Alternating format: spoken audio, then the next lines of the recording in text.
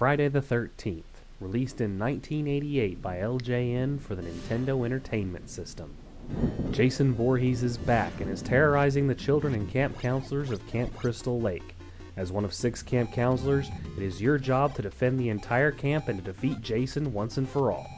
I already played through a little bit of this game earlier, so to those of you who saw that video, you're probably already familiar with the mechanics.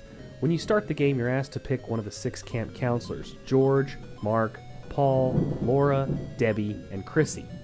Each of them have different capabilities, such as some being able to run faster, jump higher, and take a little more damage than the other.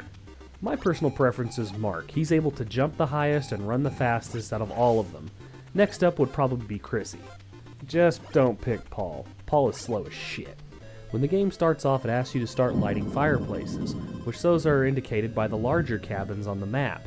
Once you light all the fireplaces, you can find a flashlight, which will help you navigate the caves. Standing in your way are such generic enemies as zombies, crows, and wolves. I had no idea Jason had command over zombies. After killing a few zombies when you start out, you find a lighter. After that, you find items in the game by jumping. Yeah, they don't just appear normally. You have to keep jumping up in the air and wait for shit to appear. It gets a little annoying. You start the game off with a measly little rock to fling at the zombies. Barely does any damage. But you can find other weapons later on as you're jumping around, such as knives, machetes, and even a torch, which even the game tells you is the strongest weapon against Jason. Speaking of Jason, just like in the movies, he pops up whenever he feels like it. At the top left of the screen, you see 2 different counters, one for the different camp counselors, and one for children, which are located in the lake cabins. When that timer goes off, you have about 60 seconds to get to the location of the counselor or to the children's cabins to stop Jason before he kills them. He can even show up on the trails as you're walking around.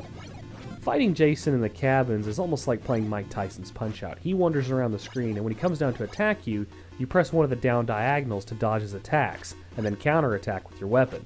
After taking a few hits, Jason disappears, telling you that you've won. For now. What, so Jason just gives up because he had a couple rocks thrown at him?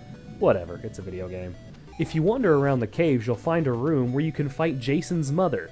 That's right, the severed head of Jason's mother, like Medusa from Castlevania, comes floating around the screen and taking jabs at you.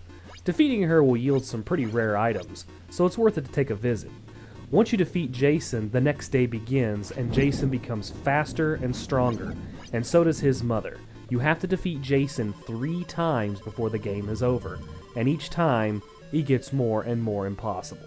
Finding the torch, which does the most damage to Jason, and getting Jason's mother's sweater, which you get by defeating Jason's mother on the second day, will help you in the later days.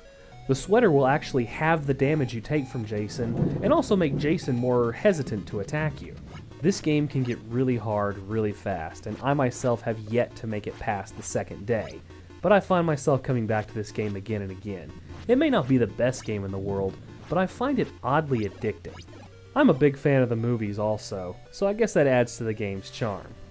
If you look around the internet and read reviews, you'll see people with mostly negative things to say about this game, mostly because of the difficulty and the confusing nature of it.